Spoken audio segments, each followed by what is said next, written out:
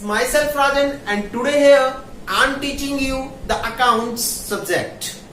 Account subject में मैं आपको 11th क्लास की अकाउंटेंसी पढ़ाने जा रहा हूं. 11th क्लास की अकाउंटेंसी में यूनिट नंबर 3 जिसका नाम है जर्नल प्रॉपर.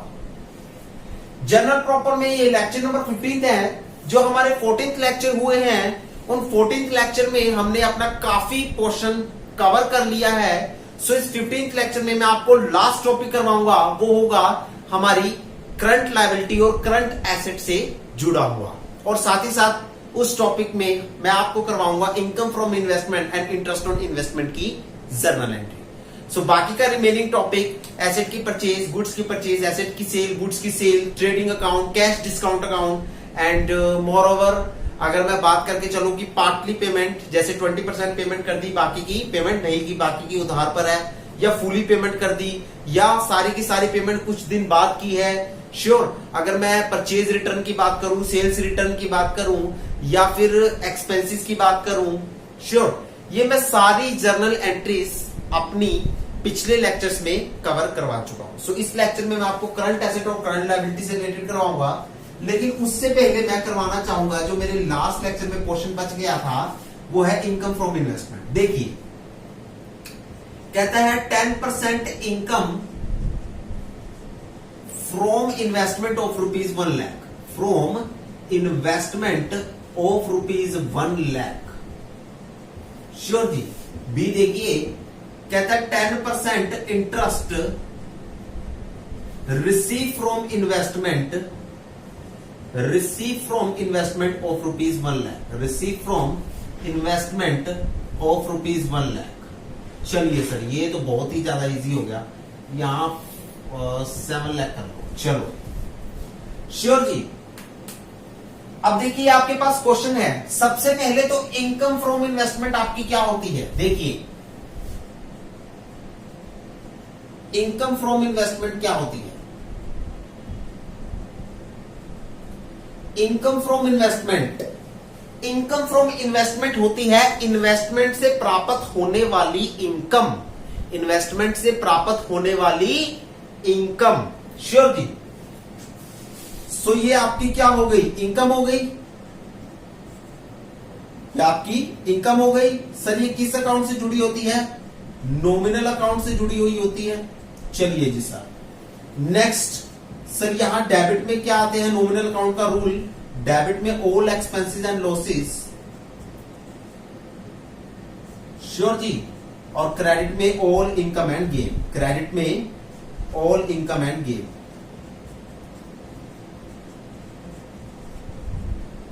सो ये रूल के अकॉर्डिंग क्या होगी सर, ये रूल के अकॉर्डिंग होगी क्रेडिट. ये रूल के अकॉर्डिंग होगी क्रेडिट होगी. ये रूल के अकॉर्डिंग क्या होगी, क्रेडिट होगी. देखिए इनकम फ्रॉम इन्वेस्टमेंट का मतलब होता है इन्वेस्टमेंट से प्राप्त की गई इनकम. श्योर. सो ये आपकी इनकम है. Yes sir. नॉमिनल अकाउंट से जुड़ी हुई होती है incomes. Yes sir. Nominal account का रूल क्या होगा, डेबिट में all expenses and losses, credit में all income and gain. So that account it shows that ये इनकम है तो इसका बैलेंस होगा क्रेडिट. श्योर. अब जब भी हम किसी एसेट से कोई बेनिफिट प्राप्त करते हैं, सपोज करो मैंने एसेट को बेचकर कोई इनकम अर्न कर ली, या कोई प्रॉफिट अर्न कर लिया, या इन्वेस्टमेंट से मैंने इंटरेस्ट रिसीव किया है. श्योर जी. सो किसी भी एसेट को बेचकर मैंने अगर प्रॉफिट अर्न किया है, या किसी एसेट से मैंने इनकम अर्न की है, या किसी एसेट से मैंने इंटरेस्ट अर्न किया है, तो वो इनकम, वो इंटरेस्ट, वो प्रॉफिट एसेट की वैल्यू में जुड़ता है. यहां एक अकाउंटिंग स्टैंडर्ड आपके फॉलो होकर चलता है. गाइस ये जो बेसिक रूल मैंने आपको करवाए हैं इस चैप्टर में, ये सारे अकाउंटिंग स्टैंडर्ड से ही जुड़े हुए हैं. श्योर.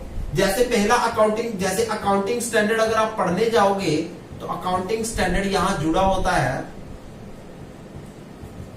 अकाउंटिंग स्टैंडर्ड क्या कहता है कि at the time of purchase and sale, at the time of purchase and sale of asset, we shall record the name of asset in our books. Rather than purchase और cell, rather than purchase और cell. Sir जैसे कि मैंने आपको एक rule करवाया था ना, देखिए मैंने आपको कहा था कि अगर मैं लिखता हूं परचेज एसेट, श्योर जी, तो परचेज आया एसेट, तो परचेज कट जाता है, एसेट को रिकॉर्ड किया जाता है। तो वही एक बात कह रहा है कि at the time of purchase and sale of asset, purchase और सेल करते समय एसेट की हम क्या रिकॉर्ड करते हैं, हम एसेट का नाम रिकॉर्ड करते हैं, रादर देन परचेज और सेल को रिकॉर्ड करने के बजाय, परचेज और सेल को रिकॉर्ड करने के बजाय एसेट का नाम रिकॉर्ड करते हैं। श्योर जी। दूसरा अकाउंटिंग स्टैंडर्ड देखिए, कहता है if we earn any profit या फिर income from investment, sorry income from our asset, sure जी, दैट प्रॉफिट और income shall be added in the value of asset, shall be added in the value of asset। ये important बात है जो आप लोगों को याद करनी है। कहता है अगर हम एसेट को परचेज करते हैं या सेल करते हैं तो उस समय हम एसेट का नाम रिकॉर्ड करके चलते हैं, rather than the recording the purchase and sale. Sure जी, मतलब हम परचेज और सेल को काट देते हैं और एसेट को टिक करते हैं, एसेट को ही रिकॉर्ड करके चलते हैं। यही बात मैंने आपको सिखाई, तो मतलब मैंने अकाउंटिंग स्टैंडर्ड को इजी फॉर्म में करके बताया। हाँ जी सर। नेक्स्ट देखिए, कहता है if we earn any profit और any income from our asset, अगर हम अपनी एसेट से कोई प्रॉफिट अर्न करते हैं या कोई इनकम अर्न करते हैं, किसी भी तरह का कोई प्रॉफिट कमाते हैं या किसी भी तरह की कोई इनकम अपनी एसेट में से कमाते हैं, तो उस प्रॉफिट को, उस इनकम को हम अपनी एसेट की वैल्यू में ऐड कर देते हैं। उस प्रॉफिट और उस इनकम को shall be added in the value of asset, हम अपनी एसेट की वैल्यू में ऐड कर देते हैं। मतलब ये जो मैंने इसका सपोज करो मेरी इन्वेस्टमेंट है 10,000 रुपए, एग्जाम्पल में देखिए मैं ए को ही एग्जाम्पल दे रहा हूं, ए का सॉल्यूशन लिख रहा हूं यहां पर, जैसे मैं सपोज करो मैं प्रैक्टिकल सॉल्यूशन लिख रहा हूं। श्योर जी, जैसे इन्वेस्टमेंट है मेरी 1 लाख की, मैंने 10% इनकम अर्न की, तो कितनी इनकम हो गई, 1 लाख की थी, 10% इनकम अर्न की, तो 1 लाख का 10% 10,000 इनकम हो गई। हाँ जी sir.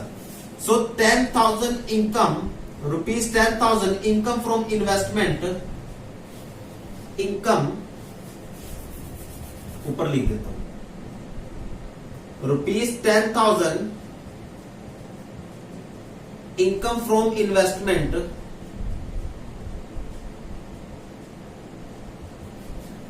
shall be added in investment, shall be added in investment। बहुत इंपॉर्टेंट बात है, नोट डाउन कर लीजिएगा। श्योर, ये लीजिए, इसे नोट डाउन कर लीजिए।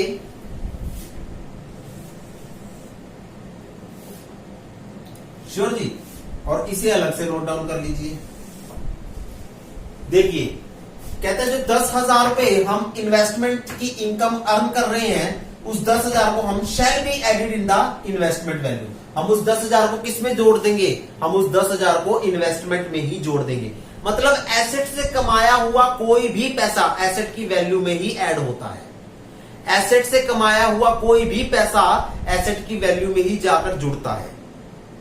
श्योर जी, एसेट से कमाया हुआ, याद रखिएगा, एसेट से कमाया हुआ। सपोज करो मैंने अगर मशीनरी है, मैंने मशीनरी को बेचकर कोई पैसा कमाया है, श्योर, मैंने मशीनरी को बेचकर कोई पैसा कमाया है या मशीनरी को रेंट पर देकर रेंट को कमाया है, रेंट को अर्न किया है, तो वो प्रॉफिट या फिर वो रेंट मेरा उस मशीनरी की ही वैल्यू में ऐड होगा, उस मशीनरी की ही वैल्यू में ऐड होगा।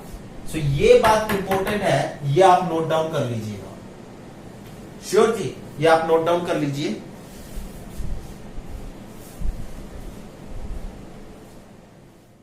सो देखिए गाइस, इनकम फ्रॉम इन्वेस्टमेंट आपकी इनकम होगी, नॉमिनल अकाउंट से जुड़ी हुई है। नॉमिनल अकाउंट का रूल है डेबिट में all expenses and losses, credit में ऑल इनकम एंड गेन, तो इसका बैलेंस होगा क्रेडिट।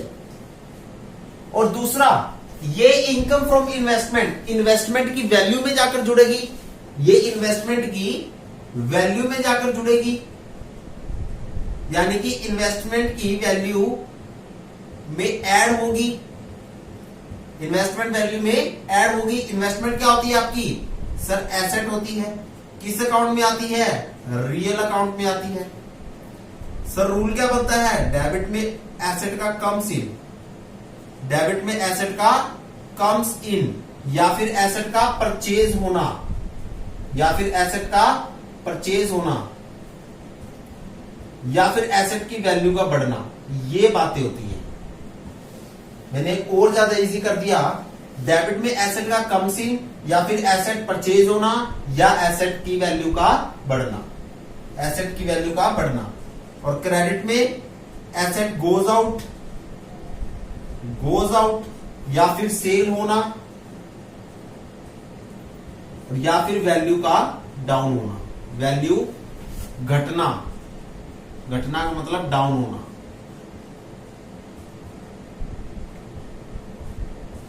श्योर जी, ये बातें हैं।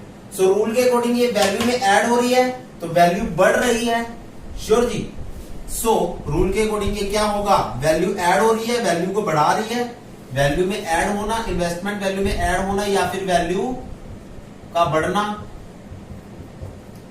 वैल्यू को बढ़ाना, वैल्यू को बढ़ा रही है, इंक्रीज कर रही है। यहां वर्ड इंक्रीज यूज कर देता हूं मैं, इंक्रीज कर रही है। देखो जी, इन्वेस्टमेंट वैल्यू में ऐड हो रही है, श्योर जी, या फिर वैल्यू को इंक्रीज कर रही है। ये किससे जुड़ी हुई है? इन्वेस्टमेंट एसेट है, रियल अकाउंट से जुड़ी हुई है। रियल अकाउंट का रूल होता है डेबिट में एसेट का कम्स इन, या फिर एसेट का परचेज होना, या फिर उसकी वैल्यू का बढ़ना, एक ही बात है सब। क्रेडिट में एसेट का गोज आउट, या फिर सेल होना, या उसकी वैल्यू का घटना यानी कि डाउन होना। सो रूल के अकॉर्डिंग वैल्यू बढ़ रही है, वैल्यू में ऐड हो रही है, वैल्यू बढ़ रही है, तो क्या होगा? डेबिट होकर चलेगा। क्या होगा? डेबिट होकर चलेगा। सो सर यहां इन्वेस्टमेंट डेबिट होगी और इनकम फ्रॉम इन्वेस्टमेंट क्रेडिट होगी। तो जर्नल एंट्री क्या हो गई? जर्नल एंट्री हो गई इन्वेस्टमेंट अकाउंट डेबिट। आप आसान से समझ आ गया होगा। टू इनकम फ्रॉम इन्वेस्टमेंट,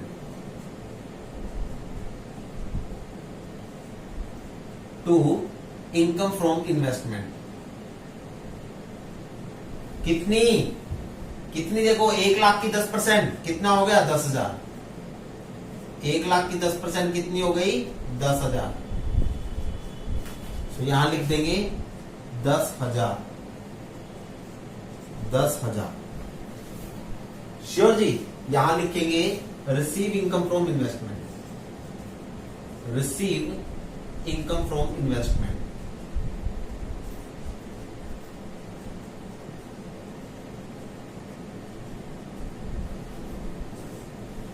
चलिए, receive income from investment note down कर लीजिए। ये ए का प्रोसीजर है सारा, वर्किंग नोट है ये ए का, और ये जो जर्नल एंट्री की है ये भी मैंने ए की है। चलिए नोट डाउन कर लीजिए।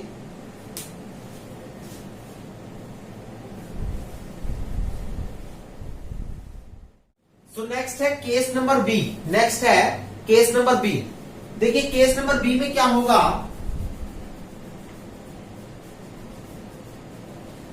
केस नंबर बी कह रहा है कि 10% इंटरेस्ट रिसीव फ्रॉम इन्वेस्टमेंट। सबसे पहले तो आप इंटरेस्ट रिसीव कर रहे हो। सो इंटरेस्ट रिसीव क्या होती है आपकी? हाँ जी, अगर आप इंटरेस्ट को रिसीव करते हो तो वो क्या होती है आपकी? सर इंटरेस्ट को रिसीव करना हमारी इनकम कहलाती है।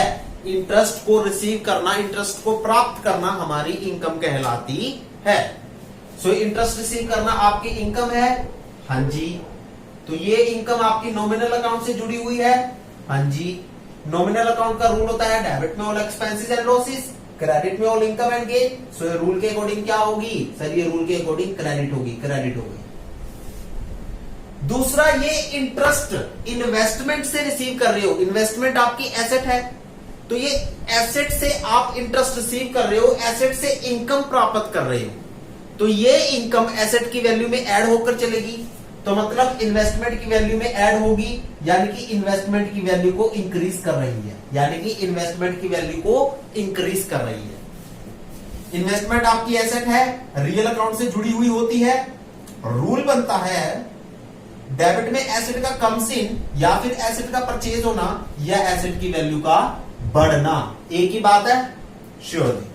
क्रेडिट में एसेट का गोस आउट या एसेट का सेल होना या एसेट की वैल्यू का घटना यानी कि डिक्रीज होना। श्योर जी। सो रूल के अकॉर्डिंग वैल्यू बढ़ रही है, इंक्रीज हो रही है, वैल्यू में ऐड हो रहा है, वैल्यू इंक्रीज हो रही है, तो रूल के अकॉर्डिंग क्या होगी? इन्वेस्टमेंट डेबिट होगी। क्या होगी? इन्वेस्टमेंट डेबिट होकर चलेगी। श्योर जी। सो केस नंबर बी में सॉल्यूशन क्या बनता है? केस नंबर बी का देखिए, आपका इंटरेस्ट आपका क्रेडिट होगा, इन्वेस्टमेंट आपकी डेबिट होगी। इंटरेस्ट आपका क्रेडिट होगा और इन्वेस्टमेंट आपकी डेबिट होगी। इन्वेस्टमेंट क्या होगी? डेबिट होगी। देखिए, इन्वेस्टमेंट आपकी डेबिट होगी। So investment account debit to interest from investment, to interest from investment. कितनी थी? 7 लाख की, तो 7 लाख का 10% कितना हो गया सर? 70,000 हो गया। कितना हो गया सर? 70,000 हो गया। चलिए जी, यहां करेंगे receive interest from investment, receive interest from investment. Same entry है सर। सेम एंट्री क्यों है? क्योंकि एसेट से प्राप्त अगर आप कोई भी इनकम अर्न कर रहे हो अपनी एसेट से, वो आपकी एसेट की वैल्यू में ऐड होकर ही चलेगी। वहां जनरल एंट्री क्या होगी? एसेट की वैल्यू में ऐड हुई है तो एसेट डेबिट होकर चलेगी और वो इनकम का नाम नीचे क्रेडिट हो जाएगा, क्योंकि वो आपकी इनकम है, वो ऑलवेज क्रेडिट होगी, तो इनकम का नाम क्रेडिट हो जाएगा। नोट डाउन कीजिए, ये केस नंबर बी का सॉल्यूशन है। केस नंबर बी का सॉल्यूशन है ये।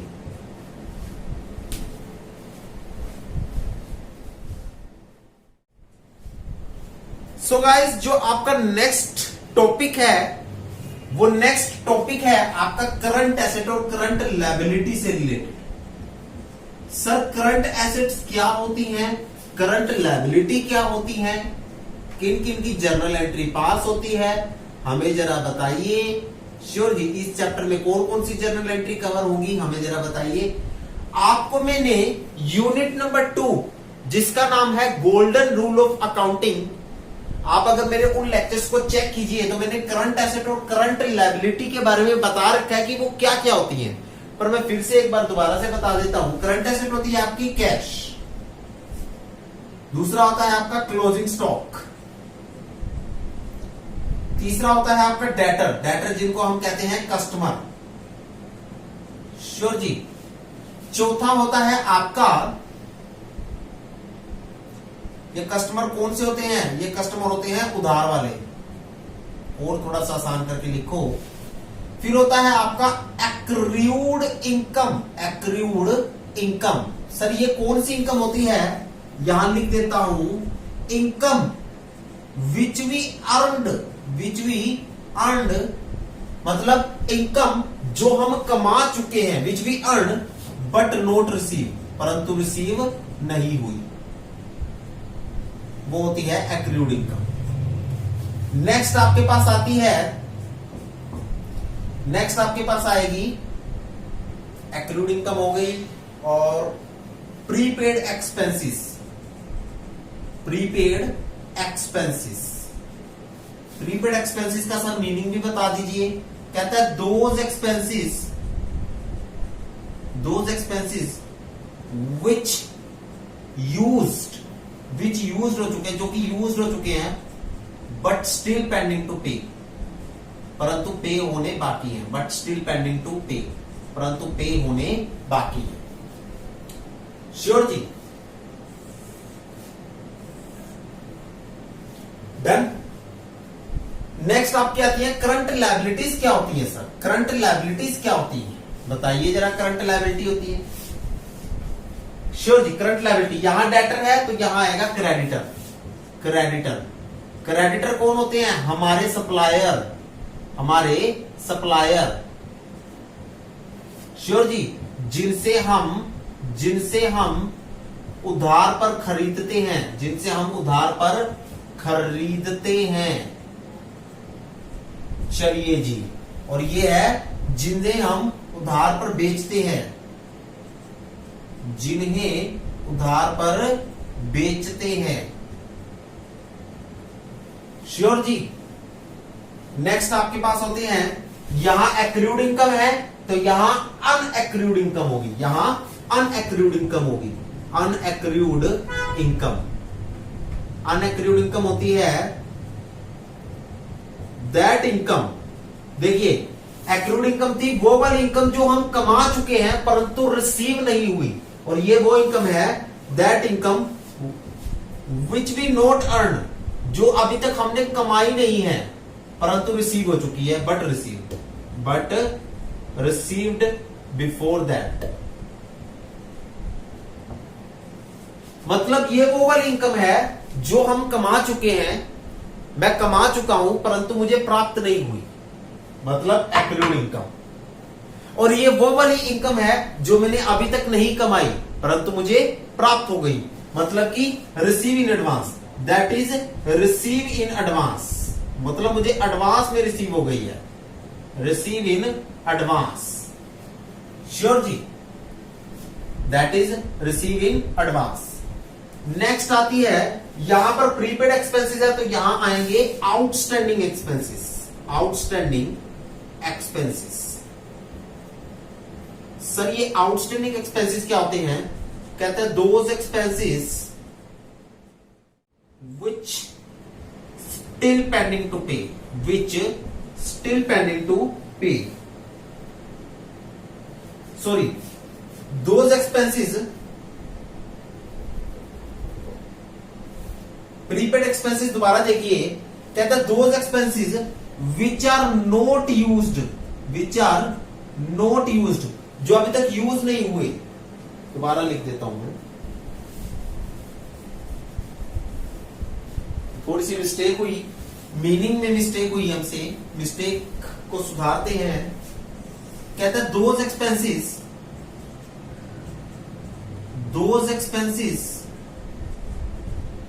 विच आर नॉट यूज, जो अभी तक यूज नहीं हुए, बट पेड इन एडवांस। अरे अरे ये कौन से खर्चे होते हैं? But paid in advance. और यहां देखिए those expenses which are used, which still pending to pay and are used.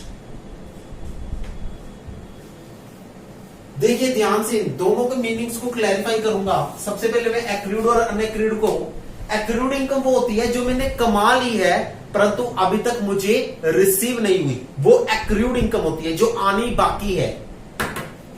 और अनएक्रूड इनकम वो वाली इनकम होती है जो मैंने कमाई नहीं है परंतु मैंने एडवांस में रिसीव कर ली, वो होती है अनएक्रूड इनकम। प्रीपेड एक्सपेंसेस वो होते हैं जो मैंने अभी तक खर्चे किए नहीं परंतु उनकी पेमेंट मैं एडवांस में कर चुका हूं, मतलब एडवांस में पे कर चुका हूं, वो होते हैं प्रीपेड एक्सपेंसेस। प्री मतलब एडवांस, पेड मतलब पे होना, एक्सपेंसेस का मतलब खर्चों का पे होना, मतलब एडवांस में खर्चों का पे होना, उनको यूज करने से पहले ही खर्चों का पे हो जाना।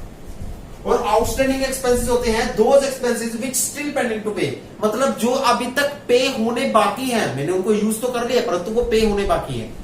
जैसे कि सपोज करो प्रीपेड रिचार्ज की अगर मैं बात करूं, प्रीपेड रिचार्ज की अगर मैं बात करूं, आपने अपने फोन में प्रीपेड रिचार्ज करवाया, अभी उस रिचार्ज की वैलिडिटी बाकी है, उसका पैसा यूज करना बाकी है, उसकी नेट की एमबी यूज करनी बाकी है, लेकिन उसकी पेमेंट हम दुकानदार को एडवांस में करके आए हैं। श्योर, लेकिन अभी पूरा महीना पड़ा है उसकी अमाउंट को यूज करने का, उसकी नेट वैलिडिटी को यूज करने का, लेकिन हम पेमेंट एडवांस में करके आए हैं। दूसरा हो गया post paid charges. Post paid charges कौन से होते हैं? जिनको हमने यूज कर लिया, जिनकी अमाउंट यूज कर ली, नेट की वैलिडिटी यूज कर ली, परंतु उनका बिल हम यूज करने के बाद पे करते हैं, वो होते हैं पोस्ट पेड एक्सपेंसेस, मतलब आउटस्टैंडिंग एक्सपेंसेस। श्योर जी, जो अभी पे करने यूज तो कर ली है परंतु उनकी पेमेंट अभी करनी बाकी है, वो होते हैं पोस्ट पेड एक्सपेंसेस यानी कि आउटस्टैंडिंग एक्सपेंसेस। श्योर जी, नोट डाउन कीजिए।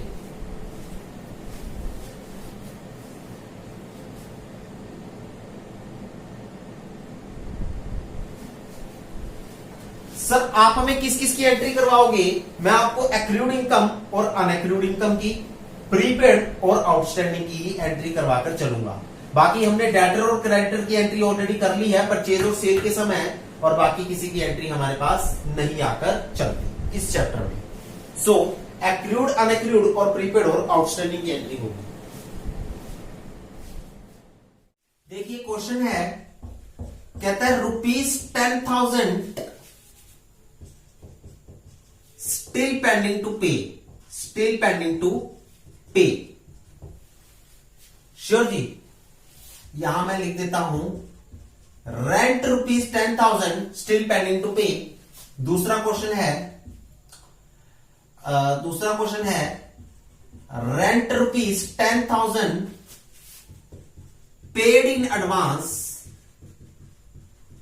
श्योर जी, salary ₹10,000 receive in advance.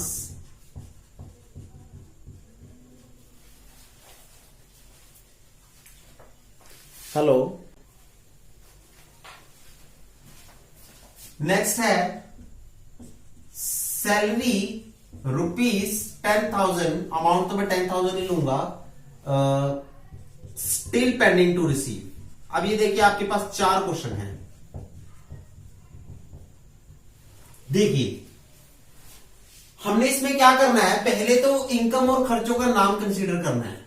Okay जी, बाद में पेंडिंग टू रिसीव, जैसे कि still pending to receive, paid in advance, receive in advance, still pending to receive.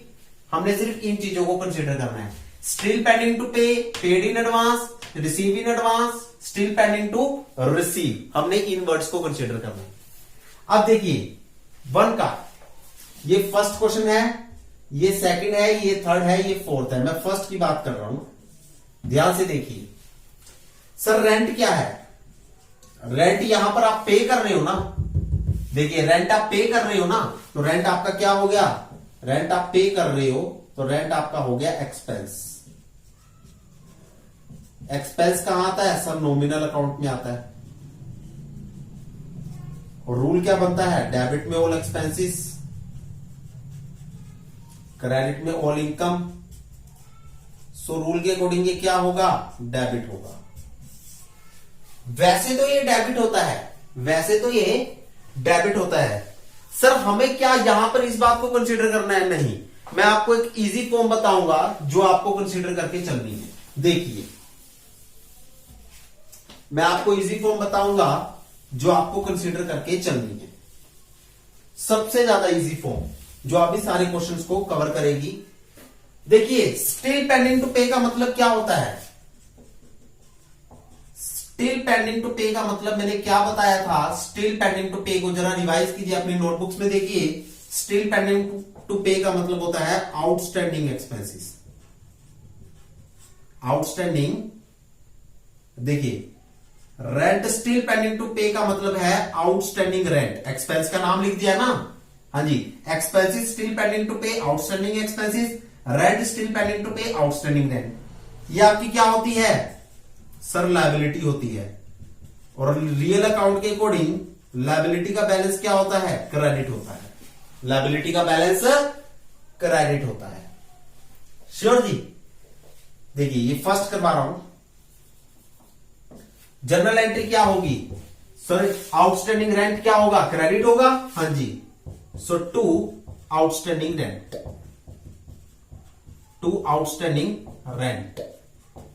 बदले में रेंट क्या होगा? देखिए आउटस्टैंडिंग रेंट तो क्या हो गया? क्रेडिट हो गया। बदले में रेंट क्या होगा? डेबिट हो जाएगा। यानी कि खर्चे का नाम डेबिट हो जाएगा, या इनकम का नाम, देखिए आउटस्टैंडिंग रेंट क्रेडिट हो गया। श्योर जी, अभी जिस खर्चे या जिस इनकम से जुड़ा हुआ है वो अपोजिट हो जाएगा, वो अपोजिट हो जाएगा। जैसे आउटस्टैंडिंग रेंट क्रेडिट हुआ, ये रेंट से जुड़ा हुआ था तो रेंट अपोजिट हो गया, रेंट डेबिट हो गया। श्योर जी, कितना लिखना है? 10,000 लिख दिया जी। ये लीजिए, ये फर्स्ट का सॉल्यूशन है, नोट डाउन कीजिए।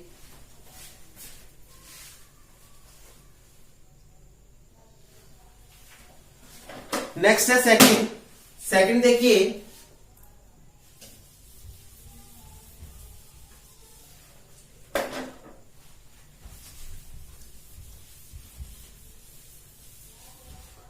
सेकंड है पेड इन एडवांस। देखिए, रेंट पेड इन एडवांस। देखिए अपनी नोटबुक्स में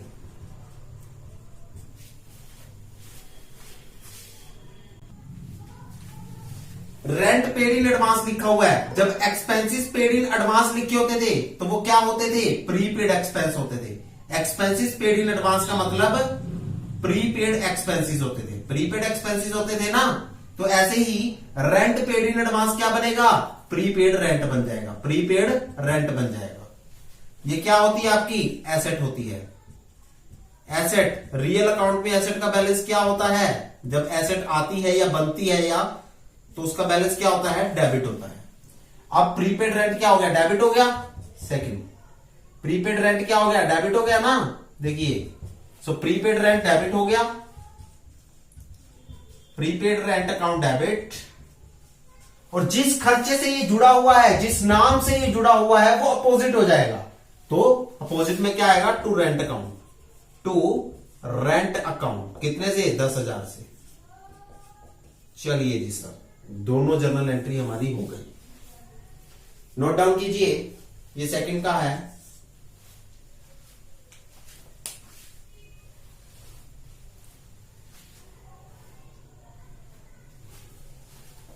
नेक्स्ट देखिए, नेक्स्ट है थर्ड की बात करता हूं मैं।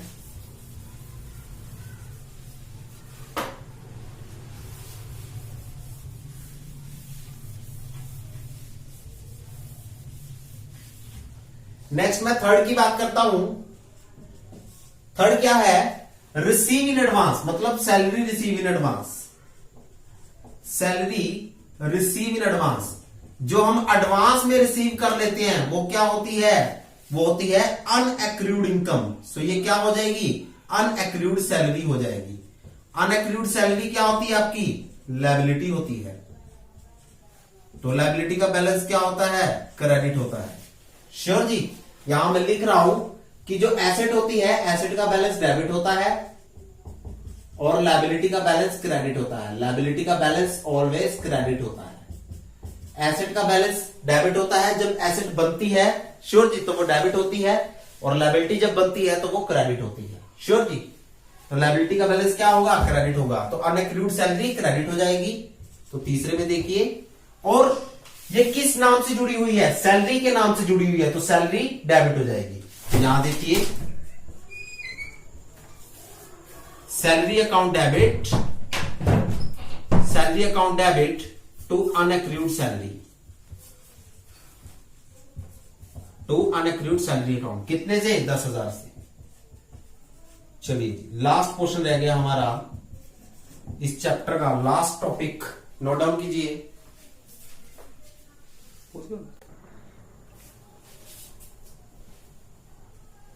नोट डाउन होने के बाद नेक्स्ट आपका आता है फोर्थ कॉन्सेप्ट।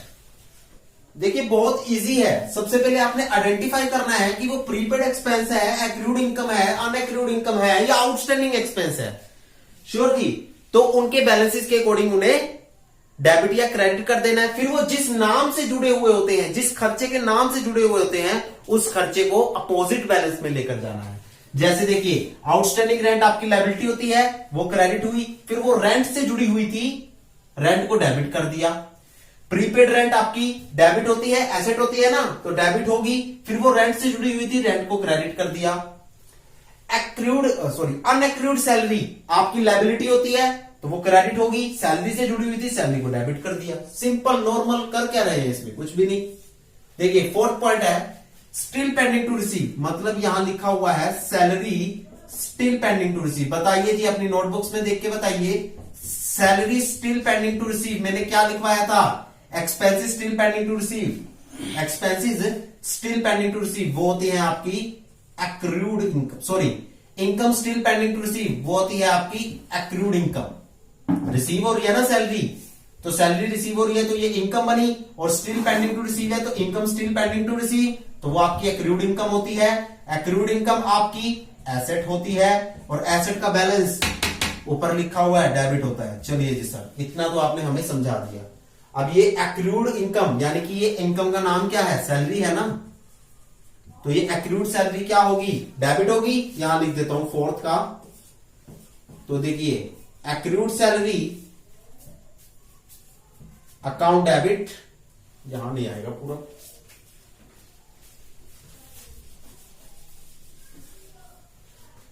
फोर्थ पॉइंट में यहां लिख देता हूं फर्स्ट की जगह।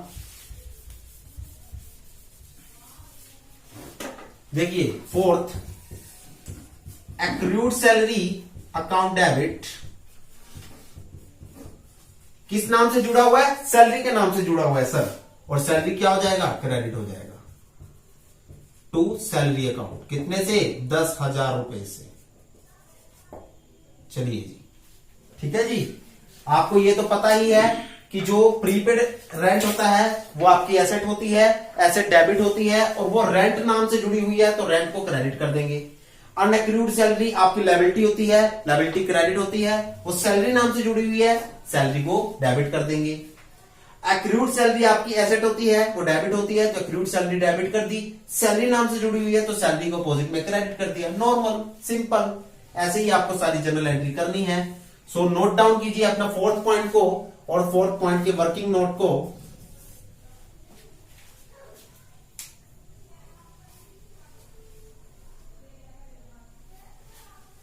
सो होप सो गाइस आपको हमारी ये इजी टर्म समझ में आ चुकी होंगी। सो गाइस यहीं पर हम अपनी यूनिट नंबर 3 जर्नल प्रॉपर, जो कि आपकी अकाउंट्स का सबसे बड़ा और सबसे टफेस्ट यूनिट है, जिसका मैं आगे चलकर हर चैप्टर में यूज करने वाला हूं। सो यूनिट नंबर 3 के बेसिकली हमने अपने सारे टॉपिक्स कवर कर लिए हैं। उन टॉपिक्स का नाम मैं एक बार फिर से बताता हूं। Purchase of goods, sale of goods, sure जी, purchase of assets, sale of assets, trade discount, cash discount, partly payment करना, फुली पेमेंट करना, श्योर जी, परचेज रिटर्न, सेल्स रिटर्न, और साथ में ही एक्सपेंसेस की, लॉसेस की, इनकम की और करंट एसेट और करंट लायबिलिटी की हम जर्नल एंट्री पूरी कर चुके हैं। सो इसी तरह से हमारा चैप्टर होता है कंप्लीट। होप सो आप इन सारी जर्नल एंट्री को डे टू डे रिवाइज करते रहिएगा, तभी आपके माइंड में रहेंगी। सो आज के लिए इतना काफी। Thank you so much guys, have a nice day.